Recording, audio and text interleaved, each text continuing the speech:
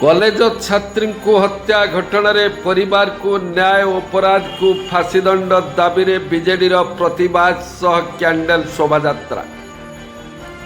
ढेंकानाल जिला Kamakhyanagar BJD पक्षर college छात्री को हत्या घटना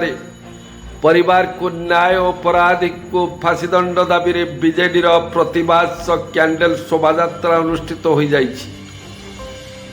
जिला बीजेडी सभापति धर्मानंद परिड़ा नेतृत्व में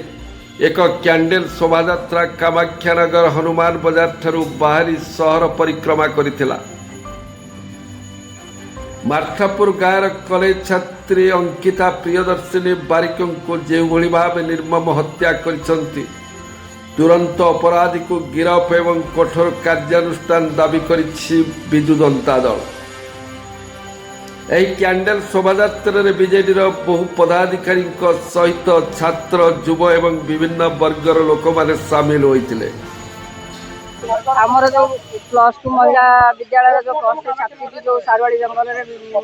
बहुत खतरनाक जो हत्या करा जायछि से शोभा यात्रा कर कैंडल से बहुत दुखित। प्रशासन कहीं चुप रही आम बुझीपारूँ से झील को केते शीघ्र न्याय दिंतु से प्रशासन को ये कर ना पचर आम हजार हजार लेडीज आम रास्ता जाम कर बहुत विशृंखला करूँ से सरकार को निवेदन कर शीघ्र दोषी को बाहर करूँ कठोर कठोर दंड। देखो आपण मैंने समस्त जानते गत काली कामाख्यानगर महाविद्यालय महिला महाविद्यालय छात्री कि भाव गैंग रेप एवं मर्डर करा विशेषकर कामाख्यानगर ये प्रथम घटना गोटे इतिहास पलटिव। कामाख्यानगर सबु प्रकार बंदोबस्त अच्छी एटे स्वर्ग रथ ठार आरंभ कर सुविधा मिली थाए एवं आम्बुलांस गत काली आम्बुलांस एवं स्वर्ग रथ रे आज आसी जो गला काली छात्री मृत्यु करथिला तार आम दृढ़ निंदा कर 2 कोटी टंका दाबी कर सरकार को अनुदान मिलू एवं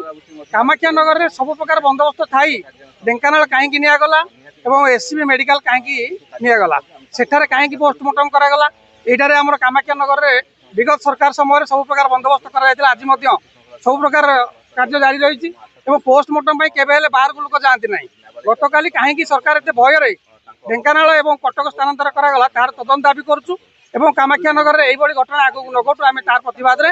आज विजु जनता दल और जनसाधारण मिसी कैंडल शोभायात्रा कर पुलिस जो भाव 2 दिन है आज पर्यंत तदंत ठीक भाव करना दोषी की धरी ना सठिक मार्ग में तदंत हो आम दाबी अच्छे। विजु जनता दल कामाख्यानगर तरफ आम कैंडल शोभायात्रा करुचु सहर परिक्रमा हम आपण जानते गत काली जो आम कामाख्यानगर ब्लॉक सारवाड़ी ग्राम पंचायत निकट में जंगल में मैंने नाबालिकार मृतदेह उद्धार होती सी गैंग रेप हो बा अन्य किसी हो तार सठिक तदंत हबार आवश्यकता अच्छी। पुलिस प्रशासन निहाती भाव आम आशा करूँ सठिक तदंत कर परिवार कि भाव न्याय पाइब से ठीक तदंत हवा आवश्यकता अच्छी। परिवार को आम आशा करूँ पाखापाखि 2 कोटी जमी क्षतिपूरण आम सरकार अनुरोध करूँ से परिवार क्षतिपूरण दिंतु ता सहित जो मैंने दोषी अच्छा से दोषी को कठोर कठोर कार्यानुष्ठान ग्रहण करमितिक कामाख्यानगर उपखंड में एमती अप्रीति घटना आउ केवे जीवन में घटना ना से समस्त सहयोग कामना करुँ जी नाबालिका मृत्युवरण कर अमर आत्मार सद्गति करने महाप्रभु जगन्नाथ निकट में प्रार्थना करुँ।